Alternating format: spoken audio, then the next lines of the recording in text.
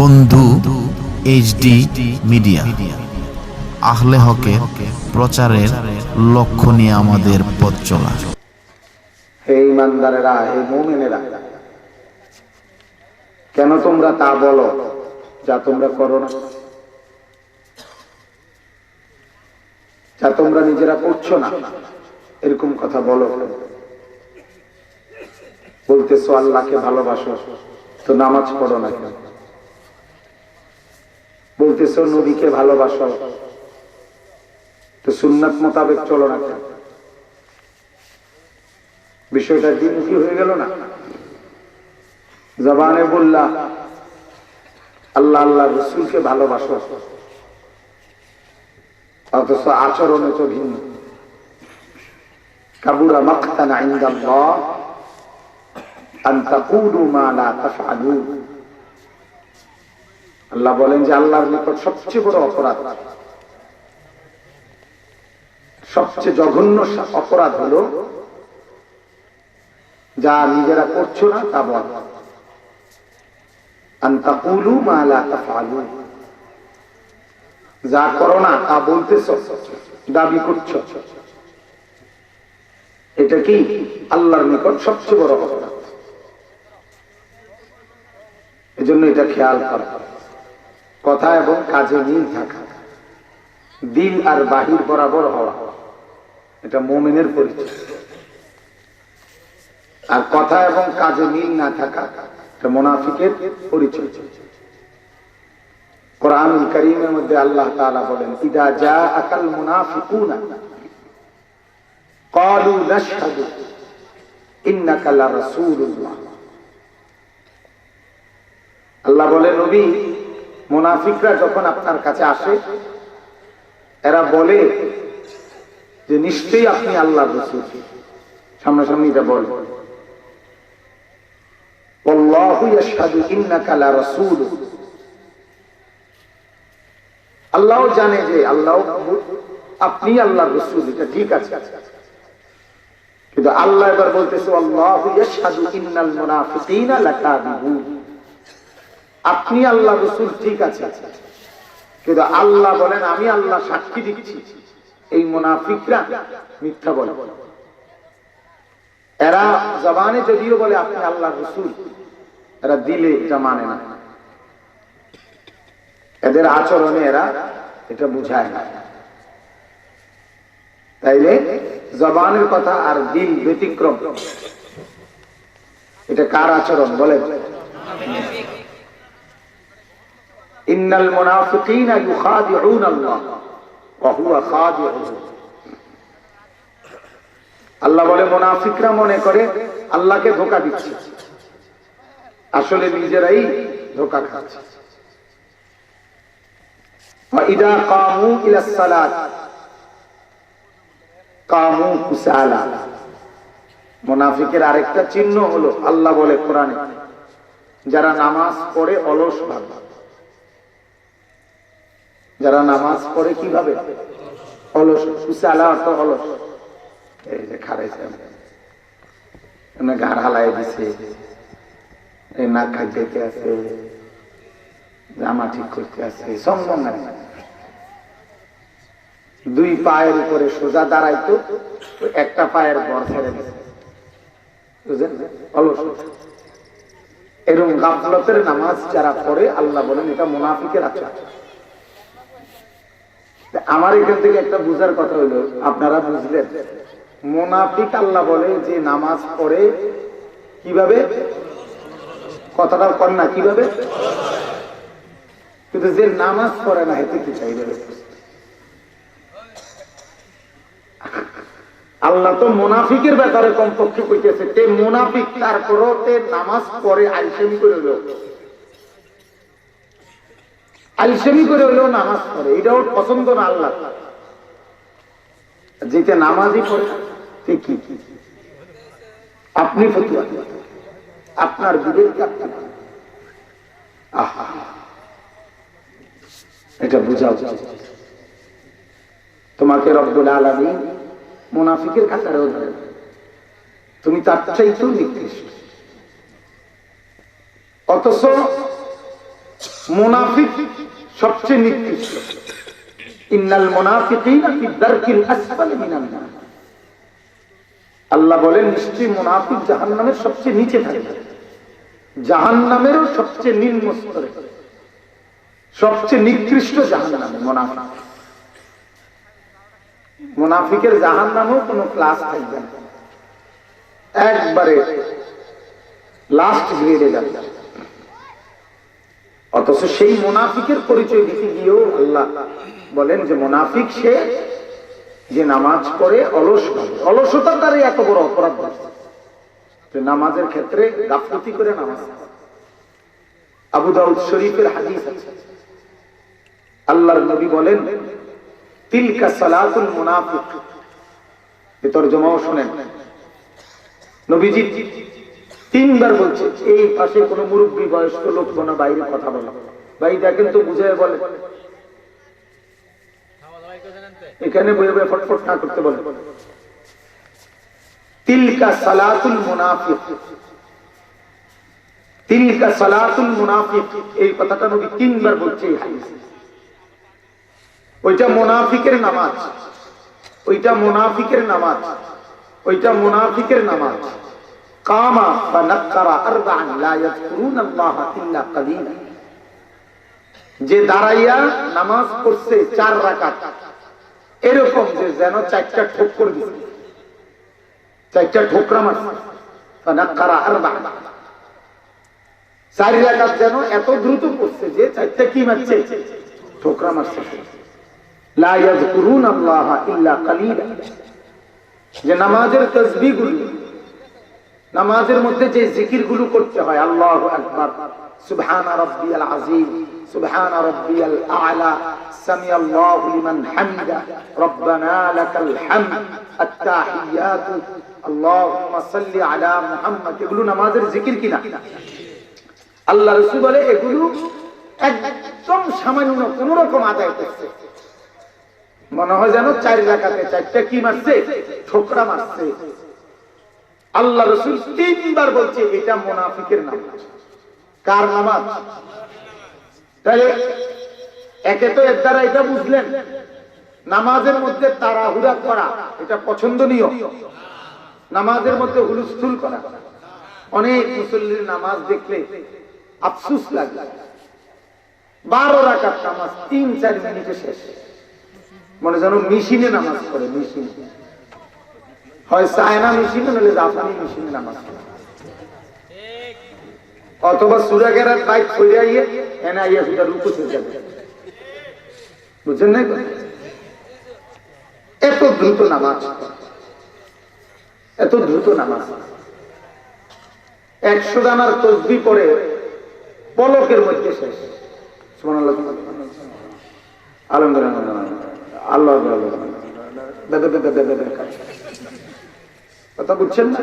এটা তামাশা, তামাশা, আল্লাহর সাথে তামাশা, খামখেয়ালি। তো আল্লাহ রাসূল এইটাকেই কি বলছে? মুনাফিকের নামাজ।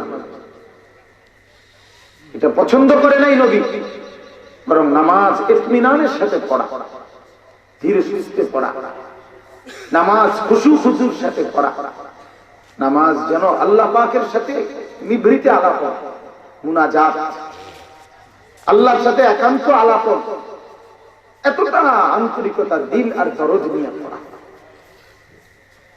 হযরতে আলী রাদিয়াল্লাহু তাআলা আনহু যখন ওযু করতেন তখন কাঁপতে শুরু করতেন। হযরতে আলীকে জিজ্ঞাসা করা হলো, আলী আপনি ওযু করতে গেলে এরকম কাঁপেন কেন? হযরতে আলী বলতেন, আমা তাদরি ইনদা মান আকুম, তুমি কি জানো না এখন আমি কার সামনে দাঁড়াবো? তুমি কি জানো আমি এখন কার সামনে দাঁড়াবো? আহকামুল হাকিমিনের সামনে দাঁড়াবো। এই অবস্থায় কাঁপ ছুটার তো কথা, কাঁপ ছুটার কথা। তো এজন্য এই বিষয়টা যে আল্লাহ রাসূল তো তাড়াতাড়ি করে যে নামাজ পড়ে তারে মুনাফিকের নামাজ বলছে, তারে মুনাফিক বলছে। কোরআনেও শুনলেন যে অলসতার সাথে নামাজ পড়ে তারে মুনাফিক বলছে। কিন্তু এই কোরআনের আয়াত এবং এই হাদিস দ্বারা, উভয়টা দ্বারা এই কথা আপনি বলেন এবার যে নামাজই পড়ে না ঠিক কি? তাড়াতাড়ি আর হুলস্থুলা ধীরে সুস্থ তো পরের খবর, যে নামাজই পড়ে না। আহা, তোমরা বাপ কোন কাতারে? তোমরা নিজেরাই। আমার মা, আমার বোন, বেনামাজি মা, বেনামাজি বোন, বেনামাজি যুবক ভাই, তুমি ভাই ভাই, তুমি কোন কাতারে? তুমি মানুষের কোন কাতারে আসো কিনা? তুমি নিজেকেই বিবেচনা করো। তুমি কাগজে লিখলে কি তুমি মুসলমান? আইডেন্টি কার্ডে ফেরেস্তা এটা গণা তো ধরে না। ভোটার আইডি কার্ড দিয়ে ফেরেস্তা কিনে কথা করে না। তুমি লেখলে কি? তোমার বায়োডাটায় তুমি না লিখছো তুমি মুসলমান, তুমি না লিখছো ধর্মের নাম ইসলাম, কিন্তু এটা তোমার রব্বুল আলামিনের কাছে কি সেটা না বড় বিষয়, ঠিক না বলে? আল্লাহ রসুলের কাছে এটা কি হিসাবে গ্রহণযোগ্য সেটা না মূল বিষয়। দুনিয়াবাসী কি নামে চিনল না চিনল এটা। হাদিসের মধ্যে আছে এমন ব্যক্তি যুদ্ধের ময়দানে আল্লাহ রসুলের সাথে যুদ্ধে গেছে, পথের থেকে রাখাল বকরি চড়াইতে খায়বারের যুদ্ধে গেছে, যুদ্ধের মধ্যে মুসলমানদের পক্ষে শহীদ হয়েছে। সাহাবীরা পেরেশান, এই লোক কি মুসলমান না কাফের বলতে পারতেছেন। আল্লাহ রাসূল বলেন, আমাকে জিবরিল জানাইছে যে আল্লাহ তাআলার নিকট সে গোপনেই কাউকে না জানাইয়ে ঈমান আনছে, কাজে তাকে মুমিনদের মতো করেই জানাজা এবং দাফন করেছে। তাহলে গোটা পৃথিবী জানিও না, কিন্তু আল্লাহ জানে। আর এটাই মূল, এটাই কি গোটা পৃথিবী শিক্ষা দিল আমরা মুসলমান। আল্লাহ বলল না, তুমি মুনাফিক, তুমি এর চাইতে অধম। তো কি হবে? আল্লাহ আমাদেরকে বোঝার তৌফিক দান করুন। আমার বাপ, যার মধ্যে বিবেক আছে, আসলে ইসলামের বক্তব্যটা একটা বিবেকের ব্যাপার। ইসলাম তো আসলে খেয়াল খুশি আর খামখেয়ালির ধর্ম না। এই জন্য ইসলামের সবকিছু বিবেক সম্মত এবং অতিরিক্ত আহ্লাদ এটার থেকেও মুক্ত, অতিরিক্ত কঠোরতা এটার থেকেও মুক্ত। বাকি একবারে দিল না, একবারে টাইট, উভয়ের সমন্বয়, বাইনাল ইফরাতে ওয়াত তাফরীত। খুব বেশি বাড়াবাড়ি, খুব বেশি ছাড়াছাড়ি, এর থেকে মুক্ত। এর মাঝামাঝি ধর্মের নাম ইসলাম। এটাকেই বলে সিরাতুল মুস্তাকিম। মাওলানা সাহেব সূরা ফাতিহার যে লম্বা বক্তব্য দিলেন, ইহদিনাস সিরাতাল মুস্তাকিম। এই সিরাতুল মুস্তাকিমের এটাও একটা ব্যাখ্যা। ওই পথকে সিরাতুল মুস্তাকিম বলে যে পথে বাড়াবাড়িও নাই, যে পথে কি নাই ছাড়াছাড়ি। আজ আমাদের সমাজে বুদ্ধিমানরা, বিচক্ষণেরা, বুদ্ধিজীবীরা তাদের মাথার তারা এই বুদ্ধি থিওরি পেশ করছে যে বাচ্চা থেকে শুরু করে একবারে পড়ালেখার জীবনে, বড় হওয়ার জীবনে টোটালি কোন ধমক শাসন কিছুই করা যাবে না। শুধু আহ্লাদ আর আহ্লাদ, শুধু আদর আর আদর, সোহাগ। সে মন চাইলে কার্টুন দেখবে, মন চাইলে পড়বে, মন চাইলে টেলিভিশন দেখবে, মন চাইলে পড়বে, মন চাইলে তার আব্বারে থাপ্পড় দিবে, মন চাইলে পড়বে, মন চাইলে তার মারে থাপ্পড় দিবে, মন চাইলে পড়বে। কিছু বলা যাবে না। আদর আদর আদর, এটা সিস্টেম। বুদ্ধিজীবীরা এটা পেশ করছে, এটা নাকি বিজ্ঞানসম্মত, এটা সায়েন্টিফিক। এটা বিজ্ঞানসম্মত। অথচ বিজ্ঞান কোন আলগা গ্রহের কিছু নাম না। বিজ্ঞান কয় যেটারে এটা মানুষে বানাইছে। কথা বলেন না? বিজ্ঞান সম্মত মানে কি? আপনি বলেন এই কথা, এটা বিজ্ঞান সম্মত। এটা কি বিজ্ঞান সম্মত মানে? এটা কে বলছে এই কথা? এটাও তো কোনো মানুষের সিদ্ধান্ত, ঠিক কিনা বলেন? এটা যদি আলাদা কোনো গ্রহ থেকে আসতো, আলাদা কিছু, তাইলে না আমি বুঝতাম যে এটা আলাদা গ্রহ থেকে আসে। কিন্তু কোরআনুল কারীমটা মানুষ থেকে আসে নাই, রব্বে কারীম থেকে আসে। অতএব এটাই হচ্ছে বাস্তবসম্মত। রাসূল পাক সাল্লাল্লাহু আলাইহি ওয়াসাল্লামের কাছে সরাসরি আল্লাহ পাকের থেকে, যিনি তার বান্দার ভিতরও জানেন, বাহিরও জানেন, শুরুও জানেন, শেষও জানেন, আগের অবস্থাও জানেন, শেষ অবস্থাও জানেন, সৃষ্টির শুরুও জানেন, কিয়ামতের ইসরাফিলের ফু পর্যন্ত কি হবে তাও জানেন। তিনি সব জানেন, সব জানেন। সেই চেতনা, সেই বুঝ, আর আল্লাহ তাআলা যেটা ফয়সালা দিতে, সেটাই সবচেয়ে বড় বিজ্ঞানসম্মত, সবচেয়ে বড় বাস্তবসম্মত। এজন্য আল্লাহ রাসূল বলছে, আনফিক আলা আয়ালিকা মিন কওলিক। হ্যাঁ, ভালো কথা যিনি বলছেন, এটা ভালো কথা বলছেন, সুবহানাল্লাহ বলেন। তো এজন্য আল্লাহ রাসূল সাল্লাল্লাহু আলাইহি ওয়াসাল্লাম বলছেন স্পষ্ট হাদিস, ওয়া আনফিক আলা আয়ালিকা মিন কওলিক। তুমি তোমার সাধ্যের মধ্যে পরিবার বিবি বর্গের জন্য খরচ করো। তোমার যতটুকু সামর্থ্য আছে, সামর্থ্যের টুকু দিয়ে খরচ করো, কোনো মানা নাই। আল্লাহ রাসূল বলেছেন, নাফাকাতুর রাজুল আলা আহলিহি সাদাকা। কোন ব্যক্তি তার বিবি বাচ্চার জন্য যে খরচ করে, এটা আল্লাহর রাস্তায় দান সদকা করার সওয়াব। আল্লাহ রাসূল এটা বলছে, হাত্তাল লুকমাতা ফি ইমরাআতিক সাদাকা। বাহ! আল্লাহর নবী বলেন, তোমার স্ত্রীর মুখে ভালোবেসে খাবারের একটা লোকমা যদি তুলে দাও, একটা রুটি তুলে দাও, একটা বার্গারের এক কোনা ভাঙিয়ে দাও, একটা স্যান্ডউইচের এক কোনা ভাঙিয়ে দাও, একটা বিস্কিট তাকে মুখে তুলে দাও, আল্লাহ রাসূল বলে ভালোবাসায় ভালোবাসলা, আর ফাঁকি দিয়ে সাদকা আদায়ের সওয়াবও পাইবা। বাহ, চমৎকার না? তাহলে আল্লাহ রাসূল সাল্লাল্লাহু আলাইহি ওয়াসাল্লাম এভাবে বলছে। হাদিসের মধ্যে আছে, এক সাহাবী জিজ্ঞাসা করছে, ইয়া রাসূলুল্লাহ, আমার কাছে 4টি দিরহাম,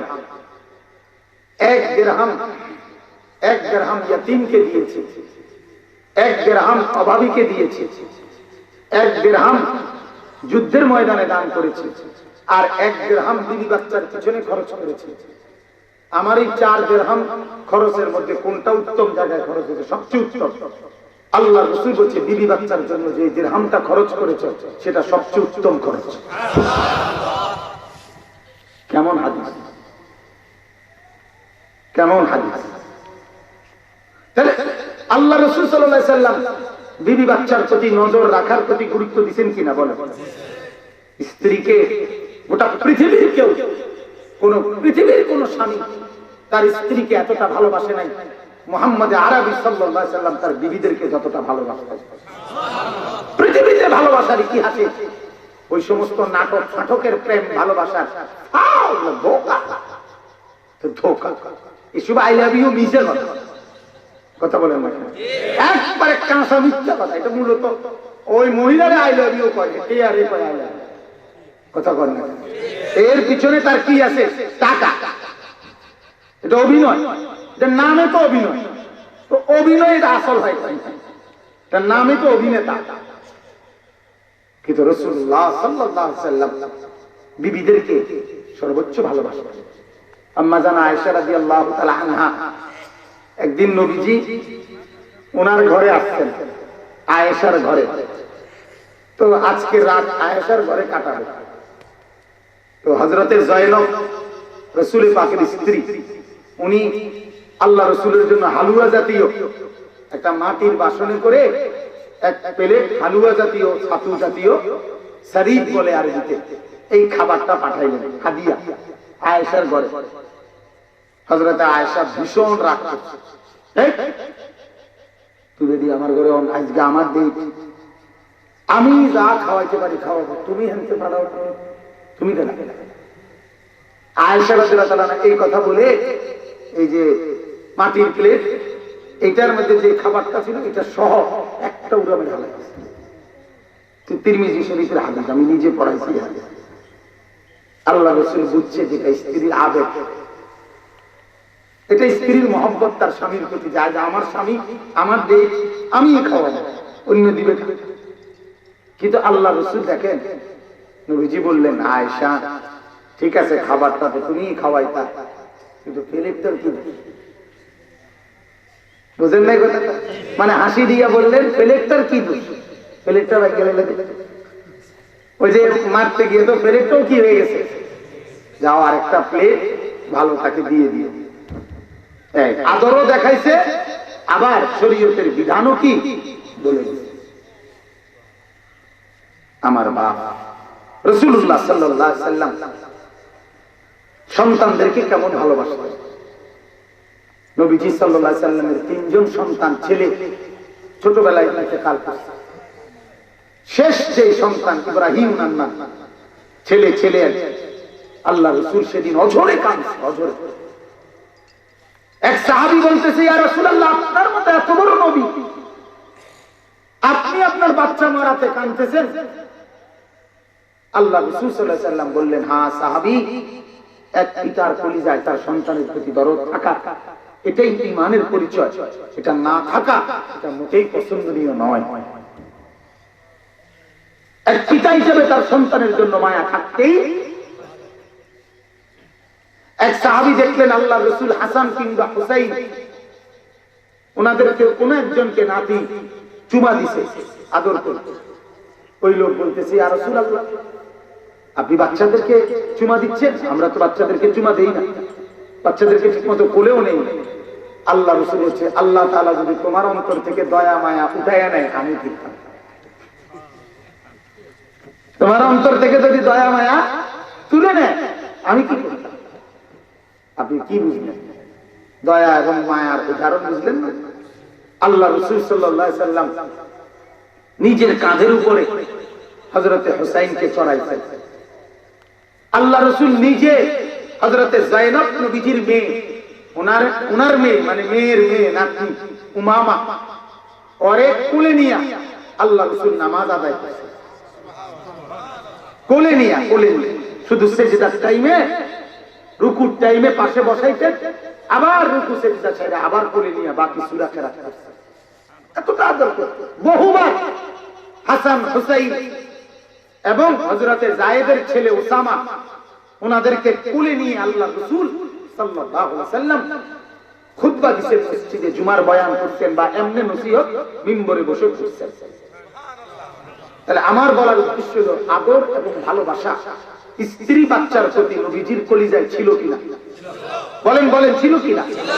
সেই নবী বলেন তোমার সন্তান যদি 10 বছর বয়সে নামাজ না পড়ে, বয়স 10 বছর হয়ে গেছে অথচ এখনো ছেলে মেয়ে নামাজ পড়ে নাই, পড়ছে না 10 বছর, আল্লাহ রাসূল বলেন ওয়াদরিবুহুম আলাইহা ওয়া হুম আবনাউ 10 সিনিন। তোমার সন্তানের বয়স যখন হবে 10 বছর, আল্লাহর নবী বলেন তখন সে যদি নামাজ না পড়ে তখন তারে প্রহার করো, আঘাত করো, শাসন করো।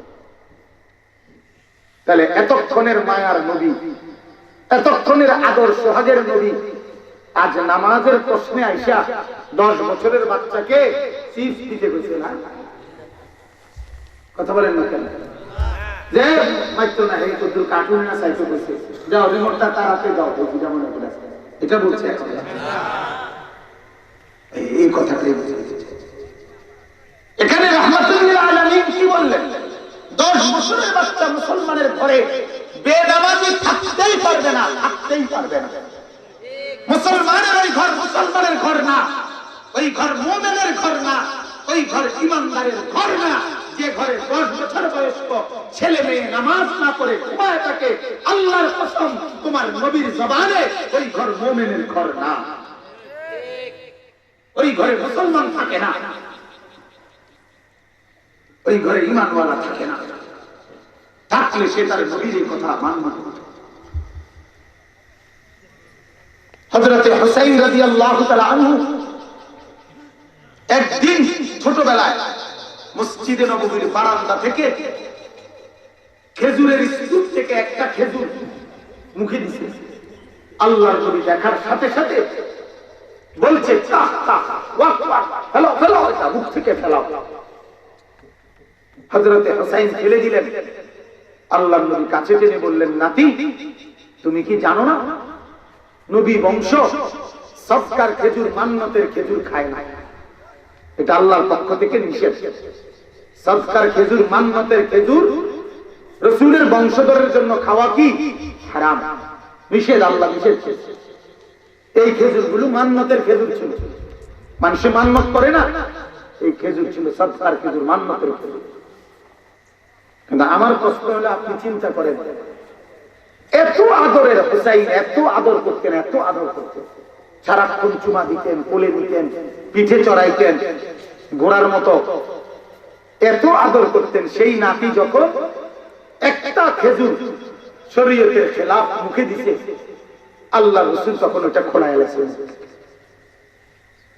অথচ ইচ্ছে করলে নবীজি তখন কি করতে পারতেন, যদি এটা চিন্তা, আচ্ছা তার খোলায় মানুষ খেজুর ওটা খাইয়া লেছে, ঠিক আছে আমি ঘরের আরেকটা এনে দিয়ে দিই, এটা পারতেন কিনা?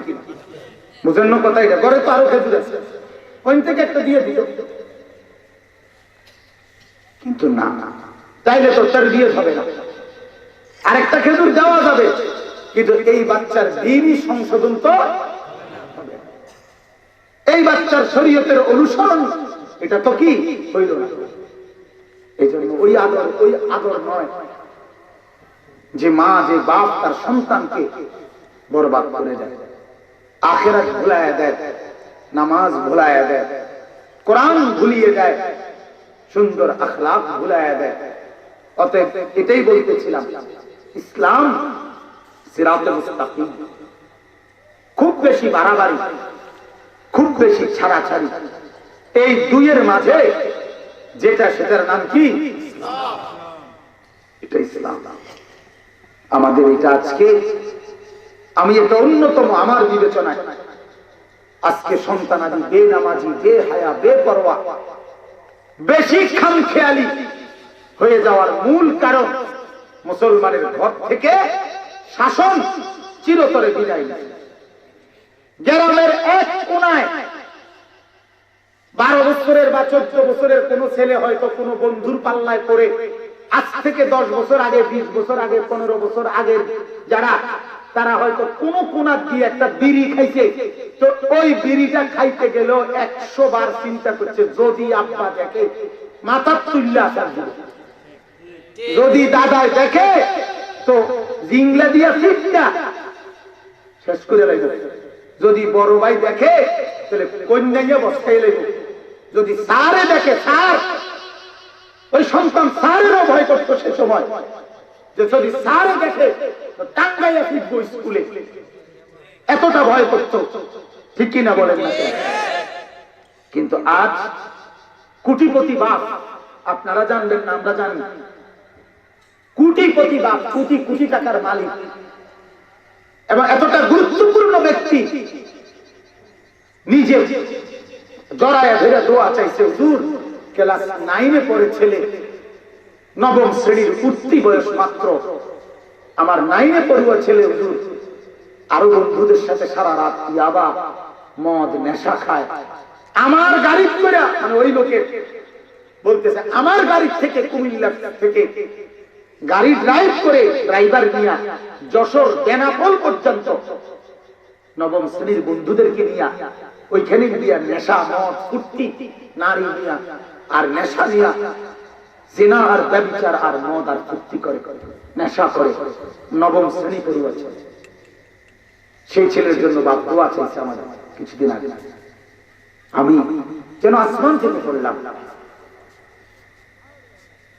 যে সমাজের অবক্ষয় কি পরিমাণ নিচে নেমে গেছে, অথচ আমাদের আহ্লাদ, আমাদের মায়া আর এটা সীমা নাই। আর আমাদের 4 বছরের বাচ্চা, 5 বছরের বাচ্চা, 7 বছরের, 8 বছরের বাচ্চা একলা রুমে, আর কেউ নাই, টেলিভিশনের রুমে ওই বইয়া বইয়া রিমোট টিপা টিপা 3-4 ঘন্টা টেলিভিশন দেখতেছে। মা ওখানে তরকারি করে, নাইলে ড্রেসিং টেবিলে বইয়া বইয়া পাউডার মাউডার ডলে, আর বাপে বাজারে দোয়ানদারি করে, তে নিজে নিজে বইয়া কি দেখতেছে, নাটক, সিনেমা, যেটা মনে করে দেখতেছে। এতে মারও কোনো আফসোস নাই, বাবারও কোনো কি নাই। আপনি বলেন এই সন্তান আখলাকওয়ালা হবে, এই সন্তান আদবওয়ালা হবে?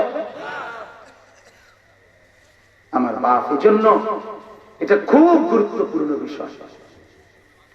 নৈতিকতার অবক্ষয় ঘটে যাচ্ছে, আখলাক চরিত্রের মান অনেক নিচে নেমে যাচ্ছে। অনেক অনেক অনেক অনেক অনেক অনেক অপরাধ আর পাপ সীমা লঙ্ঘন করলে আল্লাহ ধরে ফেলে।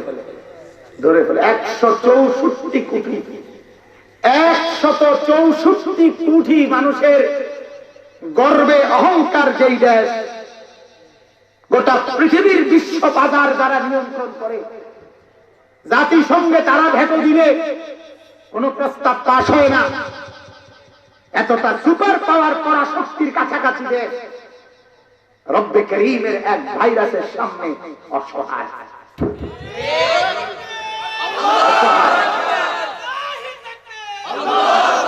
অসহায় অসহায় অসহায় 164 কোটি মানুষ চিনে পৃথিবীর সুপার পাওয়ার। আমাদের রোহিঙ্গাদের সমস্যার সমাধান হয় না শুধু ওদের কারণে, ওদের কারণে হচ্ছে না। সরকার সর্বোচ্চ চেষ্টা করছে, কিন্তু ওরা এই বর্মার ওই কুত্তাদের পক্ষে, এই বৌদ্ধ জানোয়ারদের পক্ষে ওরা। রব্বে কারীম বলে, আমি আল্লাহ তাআলা চাইলে একটু সামান্য এক ডোজ দিলাম, এক ডোজ। হ্যাঁ, মসজিদে মসজিদে মসজিদে মুসলমানদের সাথে প্রার্থনা করে। হ্যাঁ, এখন টের পাইছে, এখন নাকের ডগায় পানি আইছে, এখন টের পাইছে। নাউযুবিল্লাহ, নাউযুবিল্লাহ। উইঘুর মুসলমানদেরকে পৃথিবী থেকে বিচ্ছিন্ন করে দিচ্ছে। গোটা পৃথিবী থেকে, গোটা পৃথিবীকে জানতে পর্যন্ত দেয় নাই। কাশ্মীরে আমাদের রোহিঙ্গাতে ফিলিস্তিনের মুসলমানদের উপরে কি নির্যাতন হয়েছে কিছু তো আমরা জানছি, কিছু তো আফগানের মুসলমান, ইরাকের মুসলমানদের উপরে কি নির্যাতন হয়েছে কিছু তো আমরা শুনছি। কিন্তু চীনের উইঘুর মুসলমান, কোটি কোটি মুসলমানের কি করছে, তারা কি পরিমাণ জুলুম নির্যাতন, কোন সাংবাদিককে কোনদিন ঢুকতে দেয় নাই, কোন মানুষকে কোনদিন জানতে দেয় না। রব্বুল আলামিন বলে দিয়েছেন, আমি দেখাই দিলাম, আমি দেখাই দিলাম। ওয়ায়ামকুরুনা ওয়ায়ামকুরুল্লাহ। কাফের আর বেঈমান ষড়যন্ত্র করে, আমিও জবাব দেই। আল্লাহ ধরে, প্রতিদিন ধরে না, সবাইরে ধরে না, অল্প অল্প ধরে, মাঝে মধ্যে একটু একটু দেখায়। আল্লাহ তাআলা যদি ধরত তো রব্বুল আলামিন এক পলকে সব তছনছ করে দিতে পারে, ঠিক কি না? কোরআনুল কারীমের মধ্যে আছে, তুদাম্মিরু কুল্লা শাইইন বিআমরি রাব্বিহা ফাআসবাহু লা ইউরা ইল্লা মাসাকিনুহুম। কওমে আদ এক জাতি, অহংকারী জাতি। ওনাদের নবী হুদ আলাইহিস সালাম বলছিল, হে আমার জাতি, আল্লাহর নাফরমানি ছাড়ো, শিরক আর মূর্তি পূজা ছেড়ে দাও, নয়তো আল্লাহর আযাব আসবে, তোমাদের উপরে পাথরের বৃষ্টি বর্ষণ হবে, তোমাদের উপরে ঝড় আসবে, তুফান আসবে, তোমাদের উপরে আল্লাহর আযাব আসবে। ওরা অহংকার করে বলছিল, আইয়ুনা আশাদ্দু মিন্না কুওয়া। কোরআনে আছে, আমাদের চাইতে শক্তিধর কে যে আমাদের উপরে শাস্তি দেবে? আল্লাহ তাআলা বলে, আমি শেষ রাতে শুধু একটা ঝড় দিলাম, এক ঝড়ে তুদাম্মিরু কুল্লা শাইইন বিআমরি রাব্বিহা, আমি রবের আদেশে সব উলটপালট তছনছ হয়ে গেছে। ফাআসবাহু লা ইউরা ইল্লা মাসাকিনুহুম, কিছু ভাঙ্গা ভাঙ্গা ঘর ছাড়া সকালবেলা, ভোরবেলা, ফজরের টাইমে ওই মহল্লায় আর একটি দুধের বাচ্চাও জীবিত পাওয়া যায় না। শুধু ওই যে এখন মানুষদের বিভিন্ন জায়গায় জাদুঘর, অথবা বিভিন্ন জায়গায় দেখতে যায় না পুরান বিল্ডিং, কথা বুঝছেন কি? আমাদের কুমিল্লা আছে কোটবাড়ি, হ্যাঁ পুরান বিল্ডিং এরকম আছে। সকালে দেখা গেল কিছু ভাঙ্গা বিল্ডিং এর কি চিহ্ন আছে। কোরআনের আরেক আয়াত আছে, আল্লাহ বলেন কাআল্লাম ইয়াগনাউ ফিহা, আল্লাহ বলেন এক রাতে ভোর হইতে হইতে এইভাবে ধ্বংস করছি জাতিটাকে, সকালবেলা দেখার পরে মনে হয়েছে এখানে কোনোদিন কোনো মানুষ থাকে নাই, কোনদিন কোন মানুষ ছিল এটাও বোঝা যাচ্ছিল না, এরকম ভাবে ধ্বংস। সেই মালিক আছেন তো? ওই মালিক আছেন তো?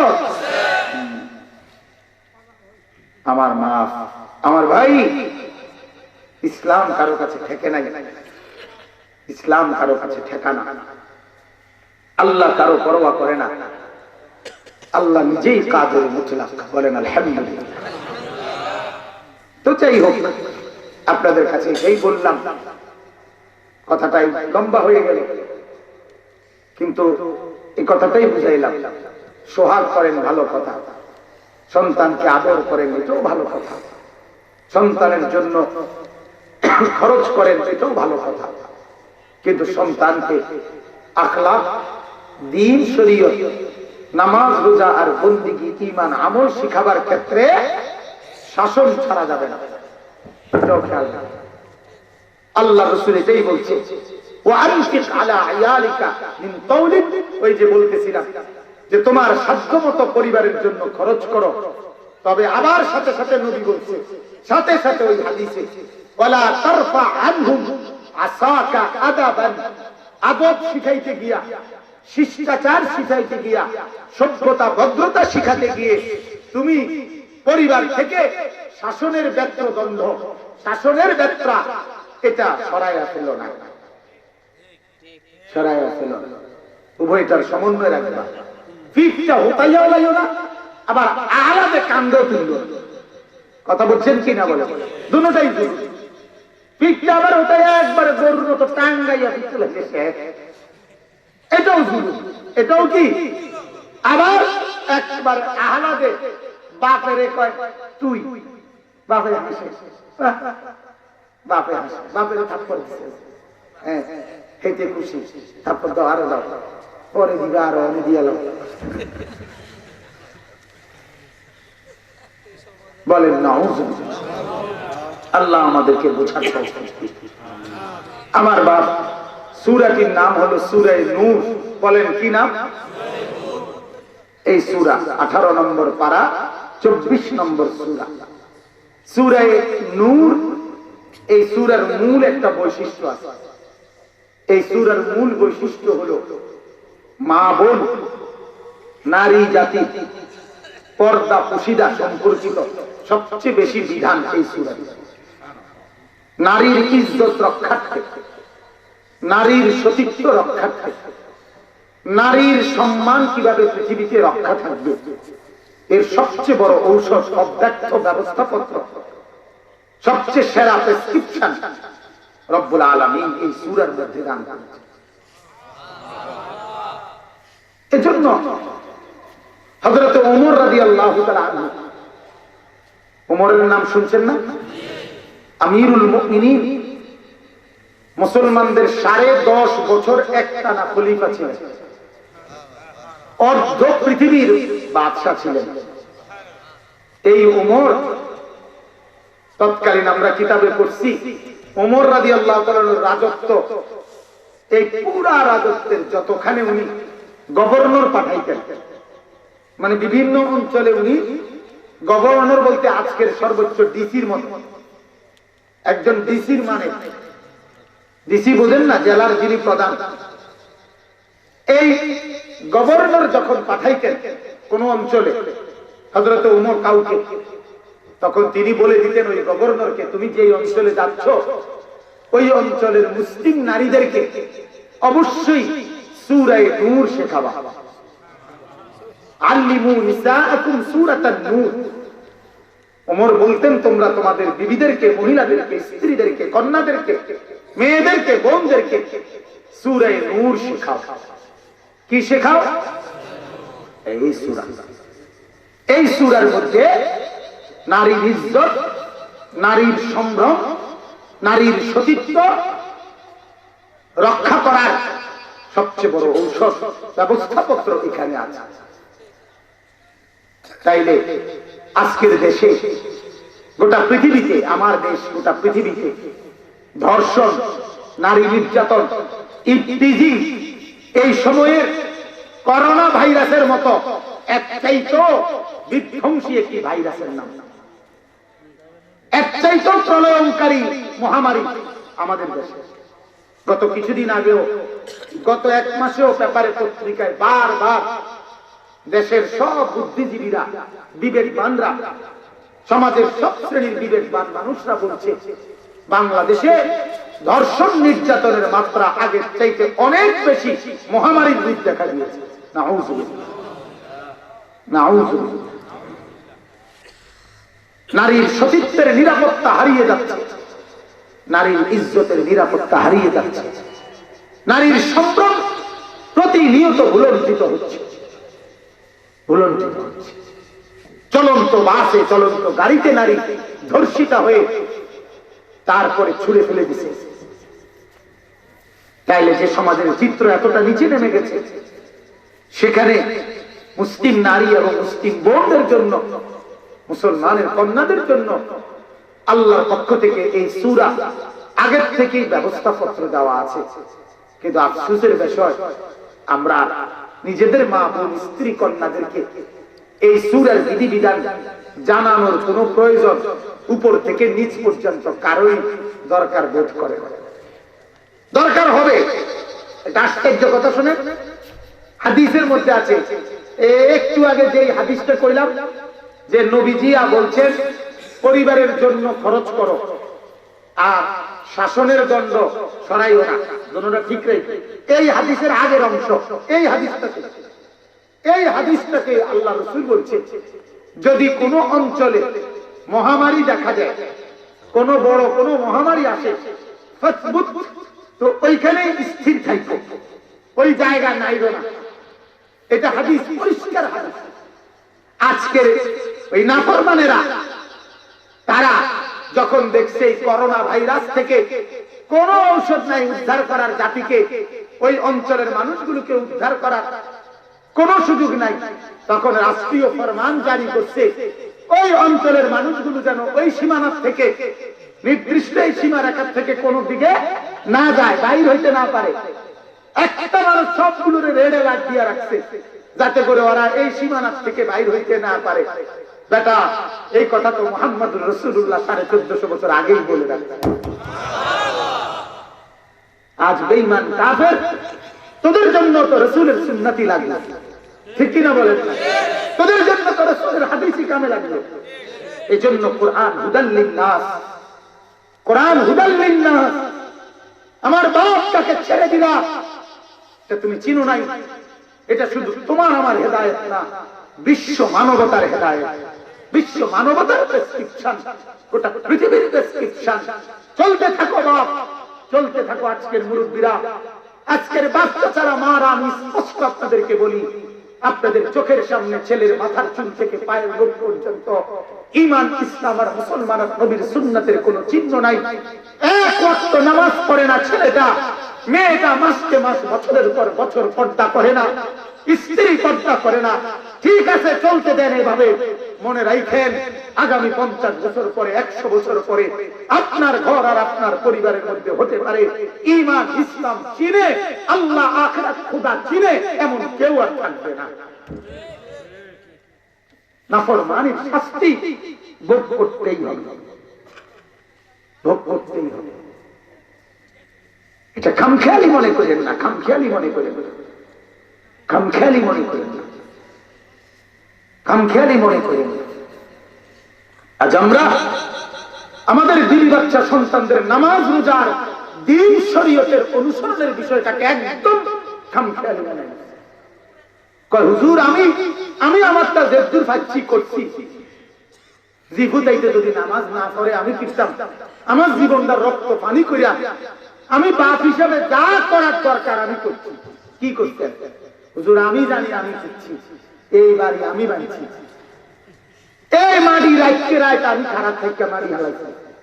আমি জানি দূর বিল্ডিং করতে গিয়ে কি কষ্ট হয়েছে, মেস্তুরির লগে কত কাবজাব আমি করছি, আমি জানি কোথাইতে ভুল গেছে। কত রাত ইটের মধ্যে পানি দিছি হুজুর, আমি দিছি। বালু ভিজাইছি আমি, সিমেন্টের বস্তা কইরা দিছি আমি। লেবারের টেয়া লইয়া কত মারামারি, কত ফিরে কত মানুষের আওলাদ করেছি, সুদে টেয়া লইছি। কলজাটা পানি কইরা আমি যা করার করে দিছি। তারা যদি অন্য নামাজ না করে আমি কি আলাপ আমাদের এই আলাপটা রেকর্ডিং করে রাখা দরকার। আমাদের এই আলাপটা ভিডিও করে ইউটিউবে দেওয়া দরকার। এটা সময়ের সেরা কথা। কি শুকনা আলাপ আপনার, আমরা ঠিক করতে ওটার প্রশ্ন আমরা কি করতে, ওরা আর কি করতো? উনি যে দূর করার দরকার কে বলছে আপনাকে? 10 বছরের সন্তান নামাজ পড়ে না, 15 বছরের মেয়েটা পর্দা করে না, 18 বছরের 16 বছরের মেট্রিক পরীক্ষার্থী ছেলেটা 1 ওয়াক্ত নামাজ পড়ে না। তার জন্য ওই নাফরমানের জন্য বিল্ডিং দালান করতে আপনাকে কে আদেশ করছে? কে? কোরআন? কথা বলেন না। রাসূলে পাক হযরতে নূহ আলাইহিস সালামের সামনে ওনার ছেলে কুফরির কারণে ডুবে যাইতেছে। নূহ নবী তাকায় রইছে, কেনান ডুবে যায়।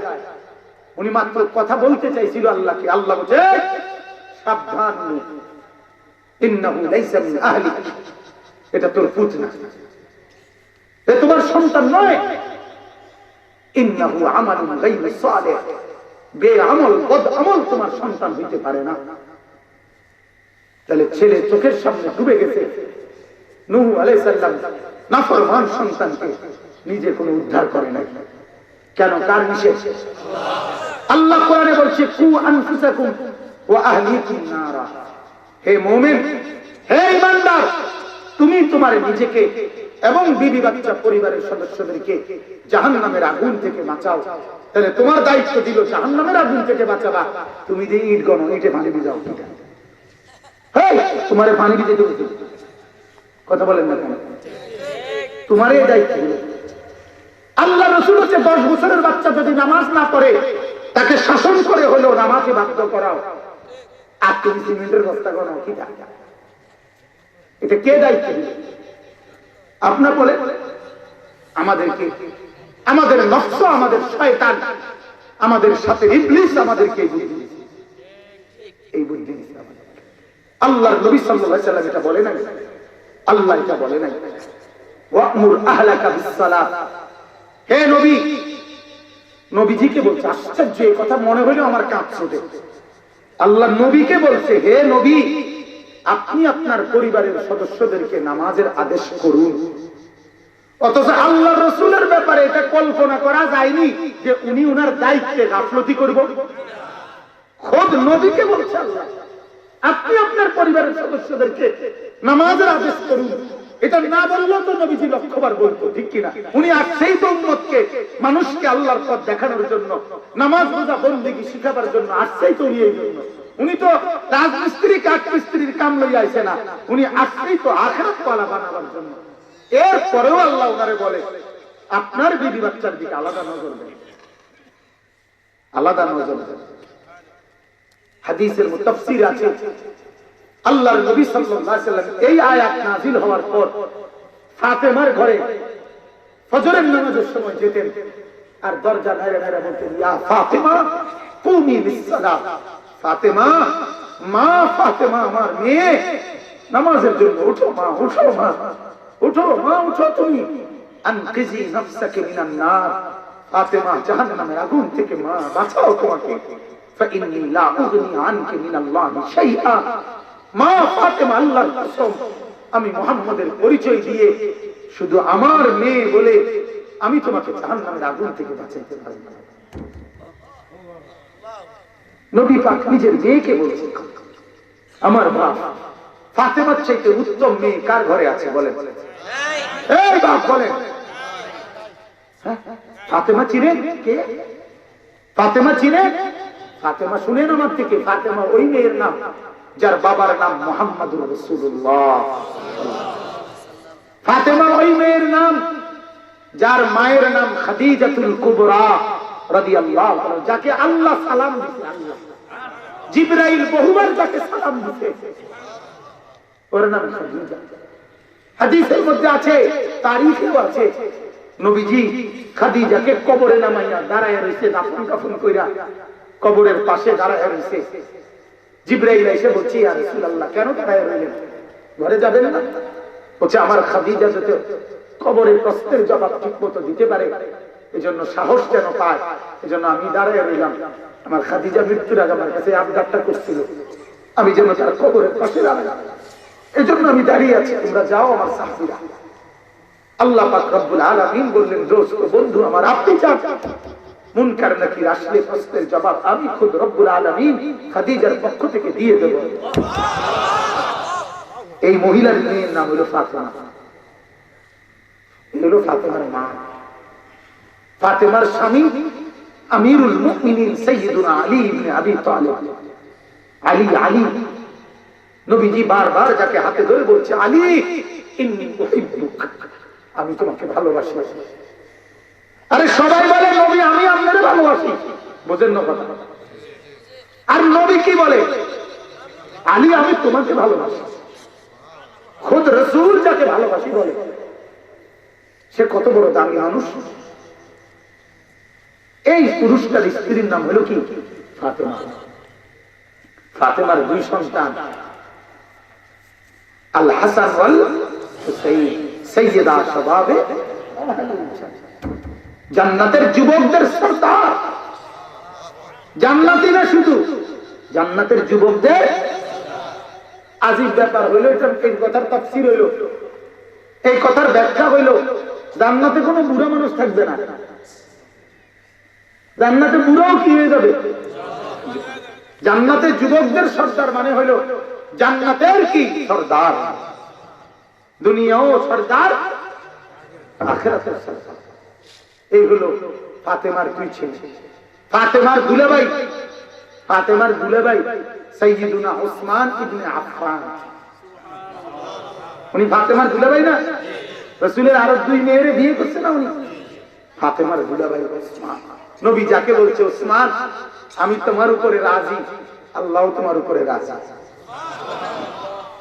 ফাতেমার দুই নানা, এক নানার নাম আবু বকর সিদ্দিক, ওই যে আবু বকরের মেয়ে আয়েশা রাসূলের স্ত্রী।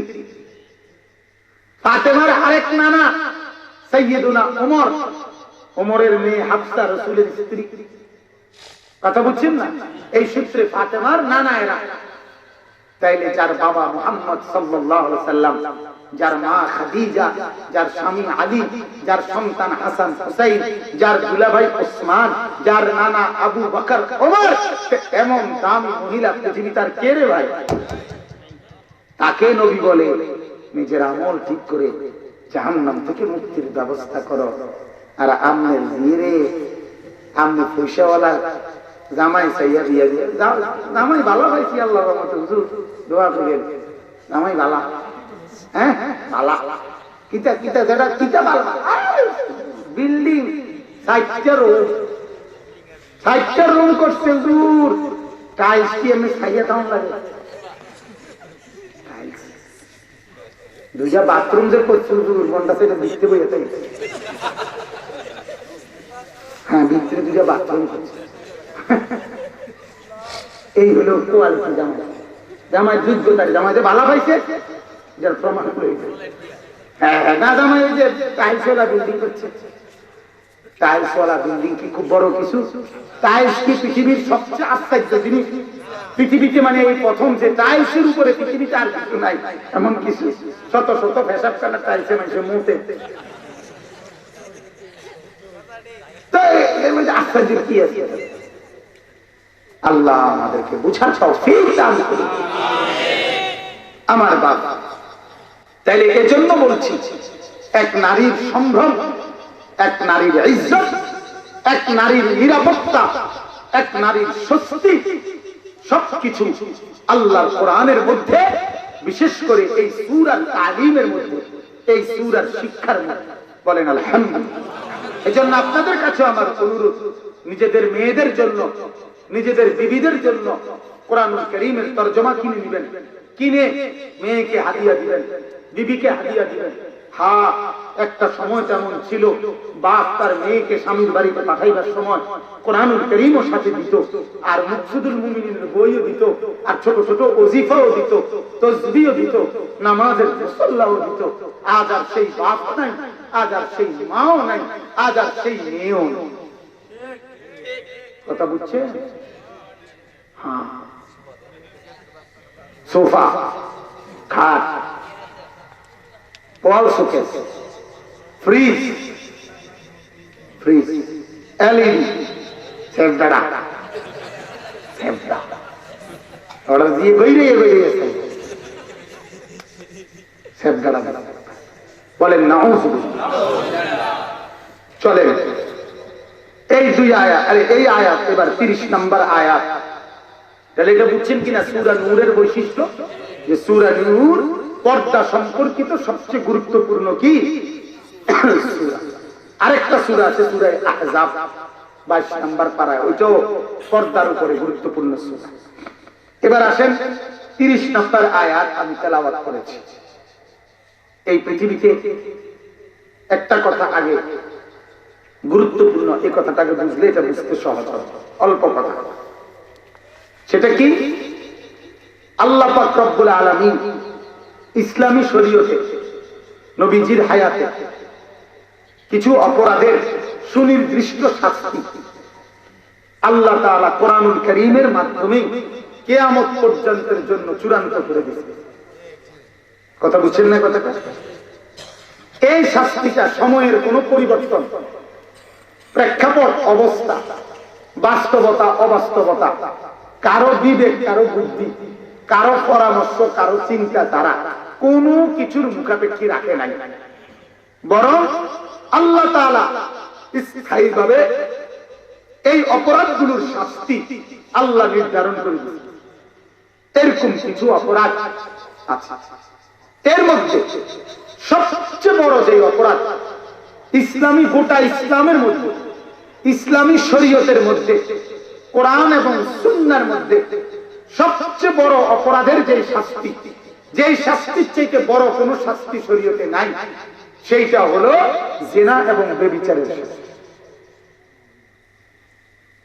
ইসলামে জিনা এবং ব্যভিচারের শাস্তি সবচেয়ে কঠিন, সবচেয়ে কঠোর শাস্তি ব্যভিচারের শাস্তি।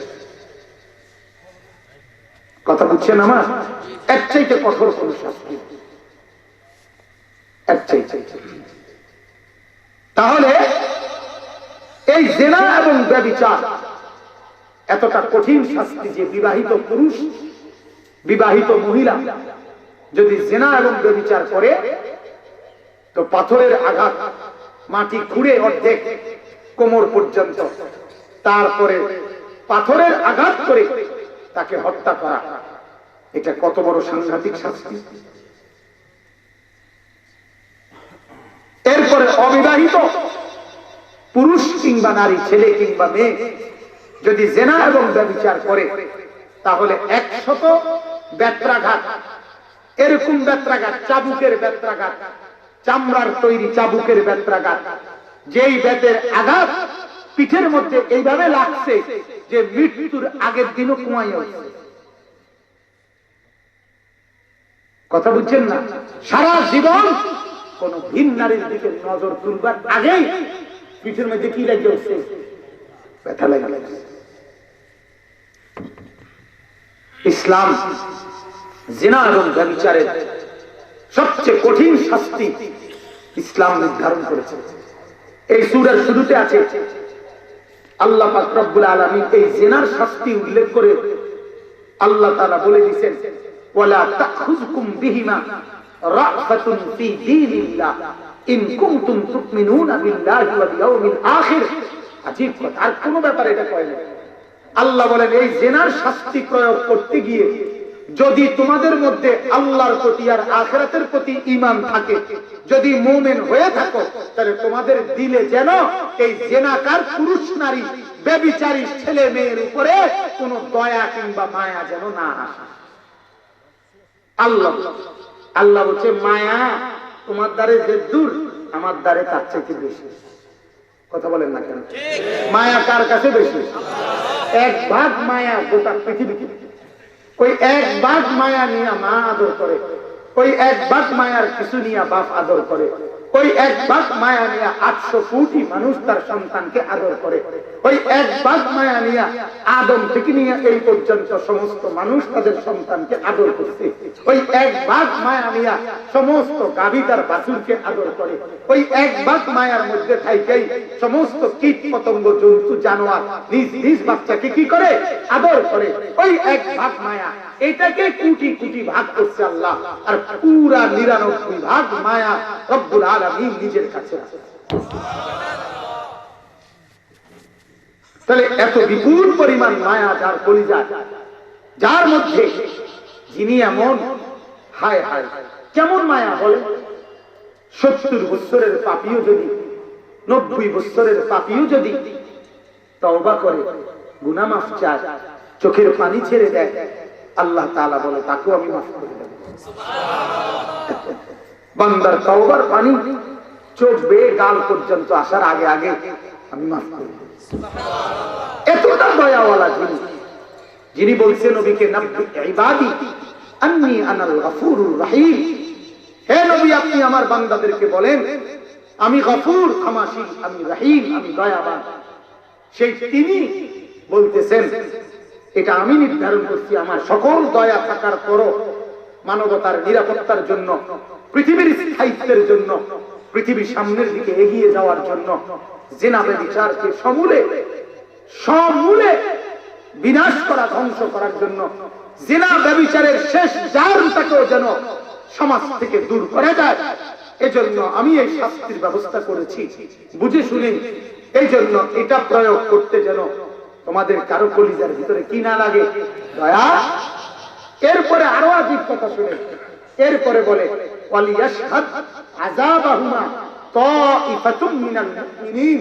আল্লাহ বলে ওই জিনার শাস্তি যখন দিবা, ব্যভিচারের শাস্তি যখন দিবা, তখন গোপনে দিবা না, মাটির তলে না, রোমের ভিতরে না, আলগা অফিসে নিয়ে না, বরং এক বিশাল সংখ্যক মুমিন সাধারণ মানুষের উপস্থিতিতে সবার সামনে দিবে। ওয়ালিয়াশহাদ আযাবাহুমা, ওই আযাব, ওই শাস্তিটা যেন তাইফাতুম মিনাল মুমিনিন, মুমিনদের এক বড় দল যেন দেখে যে জিনার শাস্তি কি, ব্যভিচারের শাস্তি কি, অশ্লীলতার শাস্তি কি, বেহায়াপনার শাস্তি কি। আমার বাপ কেন কেন এটা?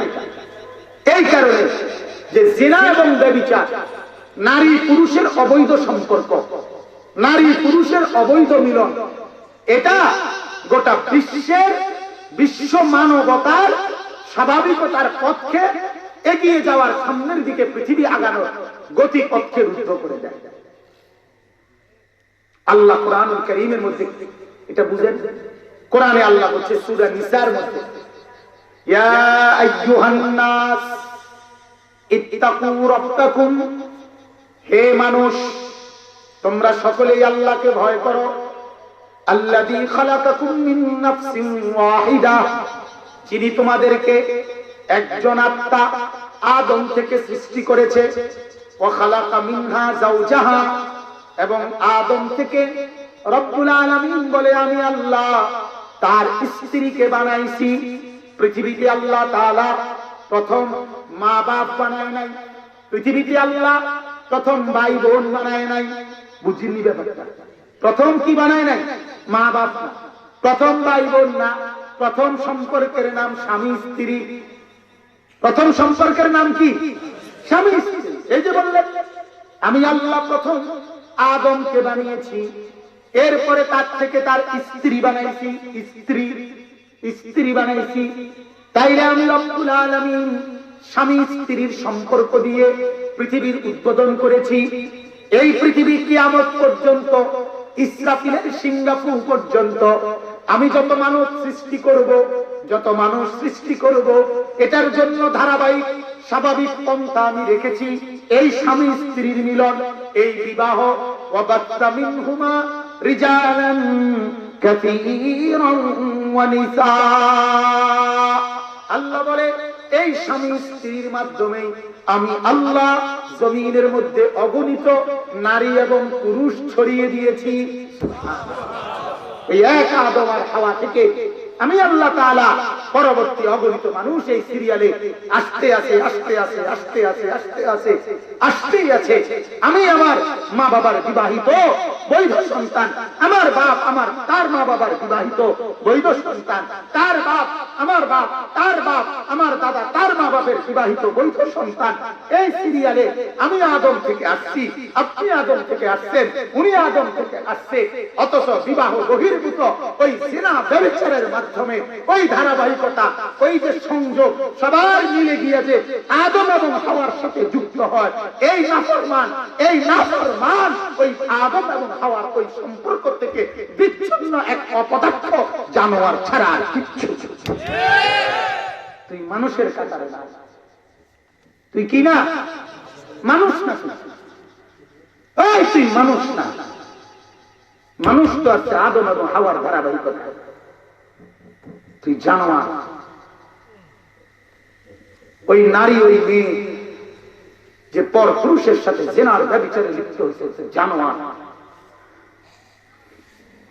কথা বলছে এজন্য জমিনের সবচেয়ে বড় অপরাধ নারী পুরুষের অবৈধ সম্পর্ক। এজন্য পৃথিবীতে মানবতা যাদের মধ্যে আছে, মনুষ্যত্ব যাদের মধ্যে আছে, বিবেক যাদের মধ্যে আছে, পৃথিবীর সব ধর্মে মানবতা এবং ভদ্রতা বিবেক যাদের মধ্যে আছে, এই অবৈধ জিনা ব্যভিচার সর্বধর্মেই পাপ হিসাবে গণ্য। কথা বুঝছেন কিনা বলেন? বিবেকবানের ধর্ম এটা, বিবেকবানের ধর্ম এটা। অবৈধ সম্পর্ক, অশ্লীল নারী পুরুষের ছেলে মেয়ের অবৈধ সম্পর্ক, এটা পৃথিবীর কোথাও প্রশংসনীয় নয়, প্রশংসনীয়। ইউরোপ আমেরিকা যেখানে অবাধে জিনা ব্যভিচার চলতেছে, যেখানে অবাধে ফ্রি সেক্স, যেখানে অবাধ যৌন স্বাধীনতা, যেখানে নারী পুরুষকে কার সাথে থাকে তার কোনো হদিস নাই, কিন্তু আল্লাহর কসম ওইখানকারও বিবেকবান মানুষ বলে এটা ঠিক না। কথা আপনি বুঝেন নাই? কথা এটাকে ঠিক, এটা উচিত, এটা উত্তম, এটা প্রশংসনীয়, এটা কোন বিবেকবান কোনদিন বলে নাই। অশ্লীলতা কোন কাজ, মন্দ কাজ সবাই করলেই এটা বৈধ হয়ে যায় না। কথা বলেন না কেন? সবাই বিড়ি খাই দেখে বিড়ি খানাটা ভালো হয়ে গেছে, এটা কোনো কথা বলেন। সব ঘরে ঘরে টেলিভিশন চলে দেখিয়া, টেলিভিশন চলাটা একটা স্বাভাবিক হয়ে গেছে। টেলিভিশন এটা অন্য অল্প অল্প জায়েজ হয়ে গেছে না? না, গোটা পৃথিবীও যদি নাফরমানি করে, অপরাধ করে, তারপরও অপরাধ। ঠিক কিনা বল? আমি একদিন মজার কথা মনে হয়েছে, একদিন আমি কোথায় যেন মাহফিল, আরো আগে আমি বললাম যে এই সমস্ত মহিলারা রঙ্গিলা, বর্তমানে লাল, নীল, হলুদ, কমলা, বেগুনি, টিয়া কালার, আকাশি কালার, ফুটফুট কালার, গ্রিন কালার, কত মডেলের যে বোরকা কতটি কিনতে না? কথা বলে না? এই মহিলা যেগুলো এই বোরকা পরে এবং এটি টাইট, শরীরের সাথে একদম থ্রি পিসের মতো, আমি বললাম আল্লাহর কসম, এটা আমি উচ্চ কণ্ঠে বললাম যে এটা বোরকা না, এটা ইবলিস শয়তানের আরেকটি পোশাক, এটা শয়তান ওই মহিলাদের গায়ে পরাইছে।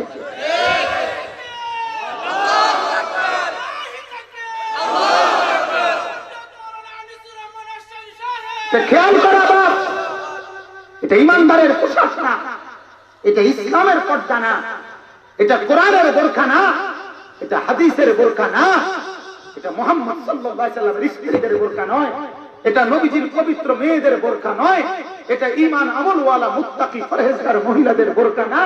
আমি আমার মার বোরকা দেখছি, আমরা আমাদের দাদির বোরকা দেখছি, আমরা আমাদের নানির বোরকা দেখছি। এই দেশের মধ্যে আমরা আমাদের মার বোরকাও দেখলাম, চাচির বোরকাও দেখলাম, ঢিলে ঢালা কালো বোরকা, আচ্ছাস না, মাথার উপরের পাট্টা হাঁটুর নিচ পর্যন্ত, সামনে দিয়ে আবার দুইটা কাপড়, এরপরে ছাতি রাখতো, এরপরে রিক্সার চতুর্দিকে কাপড় দিয়ে বেরোট দিত, এরপরে মা এক জায়গা থেকে আরেক জায়গায় যাইতো। সেই মারা বোকা ছিল না, ওই মারা বেকুব ছিল না। বেকুব এখনকার যে বেড়ি 1 ঘন্টা লাগাইয়া পাউডার, সুনু আর ক্রিম আর লোশন আর মেকআপ আর দইলা তারপরে মার্কেটে বাইর হয়, আর অটোর ড্রাইভার আইস দেয়, সিএনজি ড্রাইভার আইস দেয়, আর রাস্তার দুই পাশের যে লম্পট খারাইয়া মতে ওরা তোমারে দেখে টিটকারি মারে, ইটকারি মারে। আল্লাহর কসম বল, তুই বেজ্জতির সর্বনিম্ন নিচে নেমে গেলি। এটা ইজ্জত না, না, না, এটা কোনো ইজ্জত না। রাস্তার যেই দুষ্টরা করে দেখে তারা করে মাগফিরাতের দোয়া করে না, কথা বলে না কেন? তারা কামনা করে, চাহিদা তাদের উগ্র হয়, তারা পাইলে তোমার সিরা বিরা খাইয়া লাইতো, এই কথা কল্পনা করে। আমি কাটা সিরা কথা বললাম, অনেকে হয়তো সাহস করলেন না, এটা কইতেন না, এই জন্য ডাইরেক্ট বললাম। কারণ সিরাবে কাম হয় না, অ্যান্টিবায়োটিক দিয়েও খারাপ কাম জানো না। ওনার কুলের বাচ্চারাও সিরাপ দেন, জানেন? ডাক্তাররা এখন কি দেখায়? সিরাপ কম দেয়, এমনি সিরাপ আরে সিরাপের নামেও সিরাপ দেয়, অ্যান্টিবায়োটিক সিরাপ। ওই যে 4 চামচ পানি, এরপরে দিয়ে পানি গরম করে কুসুম কুসুম হইলে লোকে মিলিয়ে ডাক্তার, এরপরে খাওয়াইবে। অ্যান্টিবায়োটিক ছাড়া কোনো কি নাই, নর্মাল সিরাপ নাই, নর্মালি চলে না। আল্লাহ আমাদেরকে মাফ করবে। অতএব আমার বাপ, আমি বলতে চাইলাম, জিনার ব্যভিচার, নারী পুরুষের অবৈধ সম্পর্ক, ছেলে মেয়ের অবৈধ সম্পর্ক, হ্যাঁ, বিবাহিত অবিবাহিত, বিবাহিত পুরুষ নারী, এদের এই অবৈধ সম্পর্ক একটি সমাজের শৃঙ্খলা নষ্ট করে দেয়, একটি জাতির সামনে এগিয়ে যাওয়া বন্ধ করে দেয়, পৃথিবীর স্বাভাবিকতাকে রুদ্ধ করে দেয়, পৃথিবীর স্বাভাবিকতাকে রুদ্ধ করে। এজন্য এক সমাজের সবচেয়ে বড় অপরাধ হলো ওই সমাজের নারী পুরুষ ছেলে মেয়েদের মধ্যে অবৈধ সম্পর্ক বেড়ে যাওয়া। কথা বুঝছেন কিনা বলো? যে ঘরে, যে পরিবারে আল্লাহর কসম ছেলেটা কোন মেয়ের সাথে কথা বলে, কোন মেয়ের সাথে ঘুরে ফিরে, বাপ মার হদিস নাই, মাইয়াডা রাতের 2টা 12টা 1টা বাজে কোনাত খাড়াইয়া কাল লগে মোবাইলে কথা করে আসে, যে মার খবর নাই, ওই অপদার্থ মা আরো কোন কবি ভাতা কবি তুমি রাঁধতে হারবা, আমার কাম হচ্ছে না। হ্যাঁ, তোমাকে নজরদারি বাড়াইতেই হবে, কারণ ওই ঘরে আল্লাহর গজব আসবেই আসবে, আল্লাহর গজব আসবেই আসবে, আল্লাহর গজব আসবেই আসবে, ওই বংশ দিয়ে বংশ হবেই হবে। সবচেয়ে বড় বদনসিব, হায় হায়, কেমনে বলা? এইখানে দেখো দোস্ত, দেখো কি কয়, আয-যানি লা ইয়ানকিহু ইল্লা যানিয়াতান আও মুশরিকাতান। আল্লাহ বলে জেনাকারী পুরুষ, তোমার লাগে সুখবর শোনো, তুমি পরে যেটা পাইবা যে আরেকটা জেনাকারী নিবে দিতে, তুমি এর অসুখ হয়ে পাইবা। কথা বুঝছো? এই কোরআনের আয়াত। আবার আয-যানিয়াতু লা ইয়ানকিহু হা ইল্লা যানি, জেনাকারিনী মহিলা, জেনাকারিনী মেয়ে এখন রঙে রঙে 8 আর 9 আর 10 আর ইন্টারে করে আসমারো, পার্কে যাও, ঘুরো, এতে তোমারে বম খাওয়াইছে, বার্গার খাওয়াইছে, পিজা খাওয়াইছে, স্যান্ডউইচ খাওয়াইছে, গতকালকের 14 ফেব্রুয়ারিতে গোলাপ ফুল দিছে, তোমারে পিজা দিয়া পিঠটা তোমার শেষ করে দিছে। মূলত তোমার দুনিয়াও বরবাদ করছে, তোমার আখিরাতও বরবাদ করছে, বরবাদ করছে। মুসলমানের কোন 14 ফেব্রুয়ারি নাই, কথা বলেন না কেন? মুসলমানের কি নাই?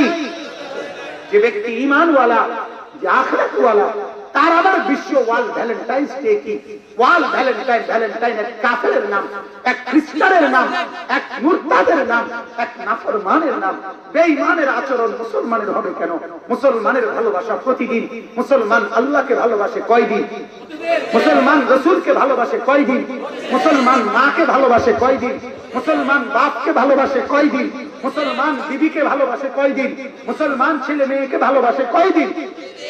আমার আবার আলগা একদিনের একের এত লাভানি মূলত হইল অস্থিরতার জন্য। বিশ্ব ভালোবাসা না, বিশ্ব অস্থিরতা, বিশ্ব জিনা ব্যভিচার, বিশ্ব উলঙ্গপনার বেহায়াপনা ছাড়া আর কিছু না। এই জন্য আমি অনেক সময় বলি, ভাই আমরা বুঝছি কম কিন্তু নাফরমানি করি